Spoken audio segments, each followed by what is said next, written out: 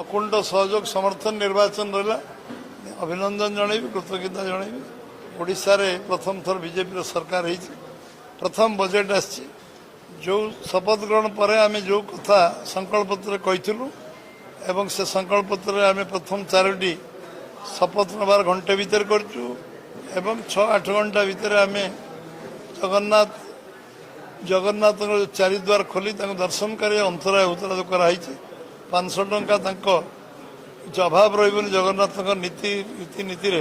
500 कोटी टंका आम देचु एवं 31 जन धान क्विंटाल करैबा एवं आमे 50,000 टंका सुभद्रा योजना व्यवस्था करैबा एवं रत्न भंडार खोलिबा एभली गुरुत्वपूर्ण निष्पत्ति नवा पर जो बजेट आसी बजेट सब प्रकार व्यवस्था कृषि भित्तिक शिल्प प्रोसेसिंग यूनिट जलसेचन व्यवस्था शीतल भंडार एवं ये सब प्रक्रिया को कृषक मानकर किसान सम्मान ने 6 लाख जेन्युइन कृषक जोड़वा ना एवं कृषक रोजगार को द्विगुणा करने भैल्यू एडिशन करवा एवं शिल्प गुरुत्व दबा भैल्यू एडिशन शिल्प करवा जो खनिज संपद विनियोग करवा एवं industry corridor Dhamra to Rourkela पर्यटन करवा एपाखर अनुगुल टू राउरकेला जाजपुर रोड पर्यटन पारादीप पर्यटन करवा ये कॉरिडोर परिकल्पना करवा एवं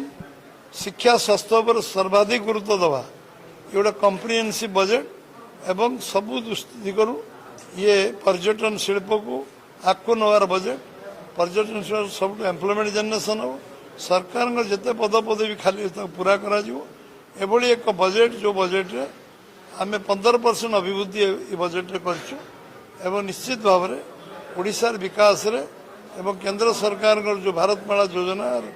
ये रायगड़ा रे आम डीआरएम ऑफिस डिविजन ऑफिस खोलिबा निष्पत्ति अनुदान दवा आरंभ बा 3 लाइन रेल लाइन करवा एवं एठी मालकानगिरी बरहमपुर रास्ता को चतुर्थ चारिथाकिया रास्ता करवा एवं ये अंचल विकास दिगरे सबु प्रकार पदक्षेप नवा ये पछुआ जिला को आगू को नवा व्यवस्था पे ये बजेट रे तो निश्चय प्रतिफलन है। आज आम कार्यकर्ता बैठक जिला ऑफिसर बैठक समस्त फीडबैक नवा केमती कार्य को त्वरान्वित करा कार्यक्रम करा सरकार सहित समन्वय रहिबो एवं आम दल संगठन शक्तिशाली हो।